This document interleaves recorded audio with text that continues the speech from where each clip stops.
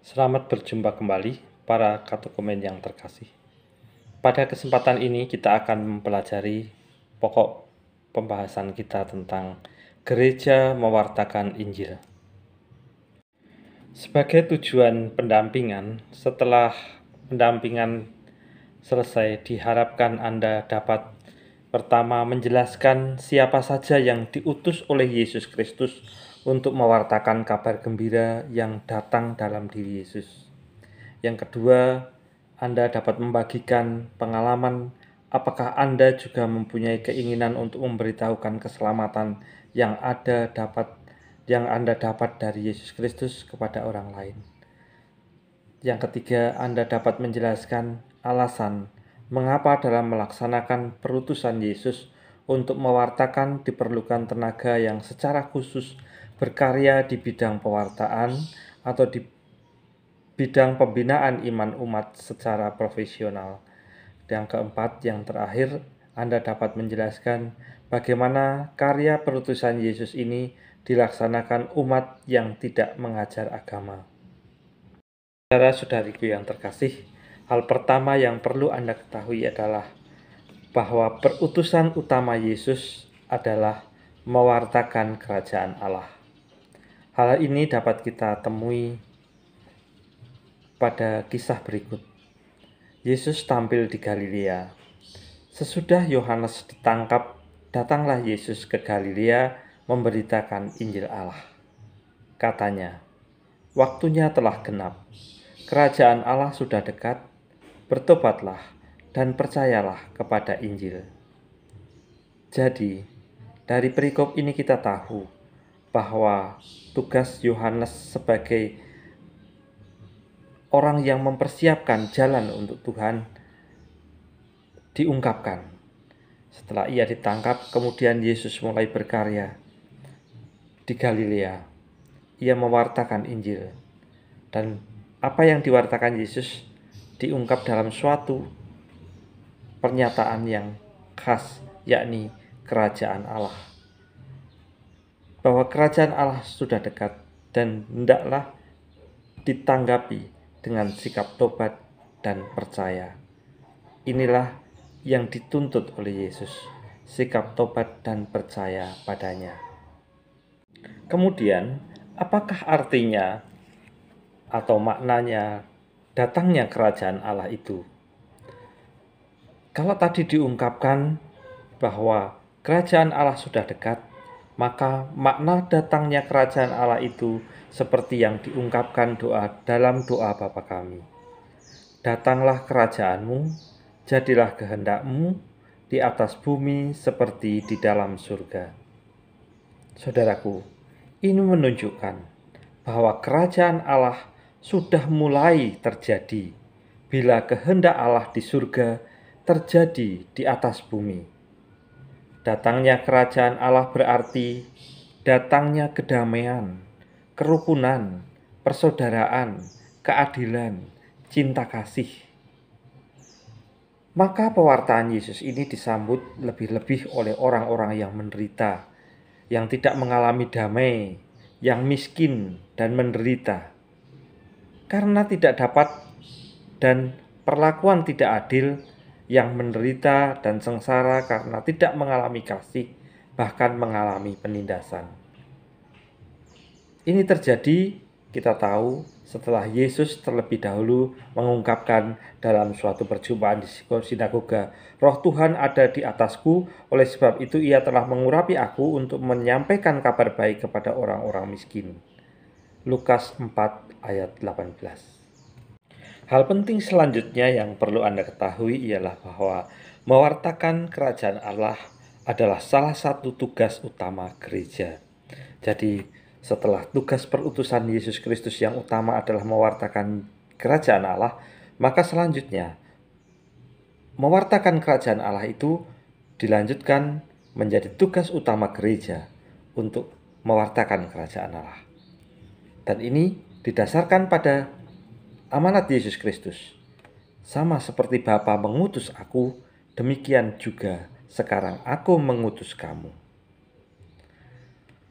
Dan dalam dokumen gereja yang penting, yakni dalam Lumen Gentium artikel 25.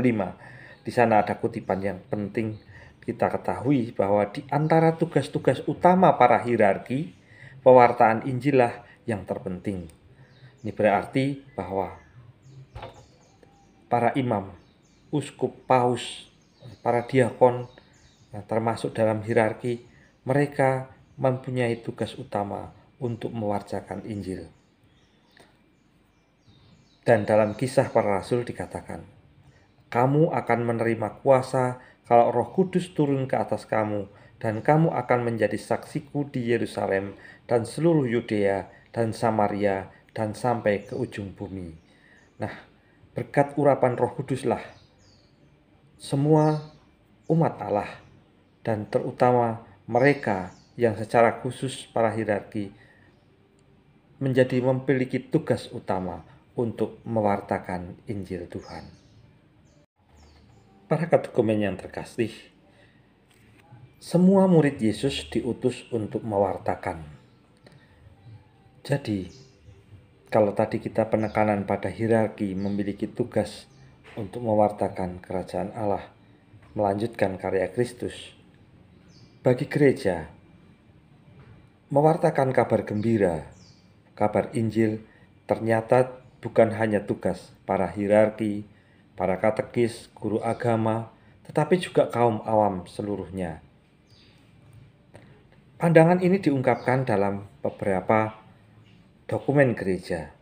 Misalnya dalam Lumen Gentium artikel 35 dikatakan bahwa Kristus, Nabi Agung, menunaikan tugas kenabiannya bukan saja melalui hierarki yang mengajar atas nama dan dengan kewibawaan Kristus maksudnya, melainkan juga melalui para awam. Nah, disebutkan bahwa para awam juga terlibat untuk mewartakan kerajaan Allah. Bahkan dikatakan lebih lanjut dalam artikel Lumen Gentium artikel 33 dan Efesus 4 ayat 7. Di sana dikatakan, kaum awam khususnya dipanggil untuk menghadirkan keselamatan di daerah-daerah tempat umat tinggal dan kepada semua orang di tempat umat bekerja, di tempat umat berada.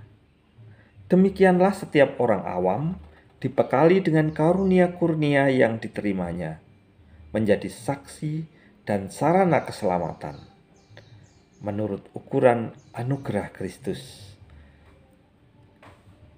Lebih lagi dalam Lumen Gentium artikel 12 dan 17 serta dalam dokumen Nostra Aetate artikel 2 dikatakan bahwa mewartakan tidak hanya berarti mengajar agama. Sangat dibutuhkan kesaksian hidup jemaat yang sungguh dengan setia hidup sesuai dengan Injil. Karena pewartaan kabar gembira dengan kata-kata menuntut kesaksian iman yang hidup dari pewarta maupun jemaat. Kesaksian itu terkait erat dengan cara hidup sesuai dengan iman dan dengan kesediaan berkorban. Nah, perlu digarisbawahi, berarti mewartakan kabar gembira tidak hanya berarti mengajar agama, tapi yang penting dari itu adalah kesaksian hidup yang ditunjukkan melalui cara hidup sesuai dengan iman dan kesediaan berkorban. Selanjutnya, para katekumen yang terkasih, Anda perlu ketahui bahwa kebutuhan akan tenaga pewarta sukarela dan profesional. Jadi, ada tenaga pewarta sukarela, ada juga tenaga pewarta profesional. Keduanya dimaksudkan keberadaannya untuk tujuan pengembangan pewartaan. Dan dalam gereja paroki dan gereja lingkungan, pengembangan pewartaan itu diungkapkan dalam bermacam-macam kegiatan di bidang pewartaan. Sebagai contoh, yang pertama, kegiatan pembinaan untuk mempersiapkan umat yang mau menerima sakramen. Sakramen baptis, komuni pertama, krisma, sakramen perkawinan, pengakuan, imamat, dan pengurapan minyak suci. Yang kedua, melalui kegiatan pembinaan iman umat, melalui dari kelompok anak-anak sampai orang dewasa. Kelompok PIA, ya sering juga disebut dengan sekolah minggu, bina iman remaja, bina iman muda-mudi, dan pendalaman iman Bapak Ibu. Yang ketiga, kegiatan untuk pengembangan pewartaan adalah kegiatan pendampingan iman untuk kelompok profesi. Pembinaan iman para guru, para buruh, dokter, dan banyak lagi yang ada. Nah, karena begitu luasnya bidang pewartaan ini, maka dibutuhkan sekali tenaga pewarta baik sukarela maupun tenaga pewarta profesional. Akhirnya, saudara-saudaraku yang terkasih di dalam Kristus, sebagai pertanyaan pendalaman agar Anda merasakan pemahaman Anda lebih mantap, maka bisa menjawab pertanyaan berikut. Yang pertama, siapa saja yang diutus oleh Yesus Kristus untuk mewartakan kabar gembira yang datang dalam diri Yesus? Yang kedua, apakah Anda juga mempunyai keinginan untuk memberitahukan keselamatan yang Anda dapat dari Yesus Kristus kepada orang lain? Yang ketiga, mengapa dalam melaksanakan perutusan Yesus untuk mewartakan diperlukan tenaga yang secara khusus berkarya di bidang pewartaan atau pembinaan iman umat secara profesional? Yang terakhir, bagi umat yang tidak mengajar agama, bagaimana karya perutusan Yesus dilaksanakan? Demikianlah para katekumen yang terkasih. Silahkan Anda mempelajari naskah yang saya siapkan di GCR dan juga menjawab pertanyaan pendalaman yang saya berikan. Tuhan memberkati kita semua.